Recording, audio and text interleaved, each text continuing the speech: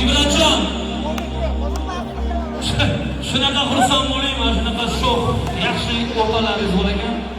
Shuning uchun shu qo'shiqni o'rtoqlar nomidan qabul qilamiz. Uni aytdim. Bular sekretdan aytishyapti bolalarga. Ana bular apasyon ekan. Ortimdan gapirma, ortimdan gapirma.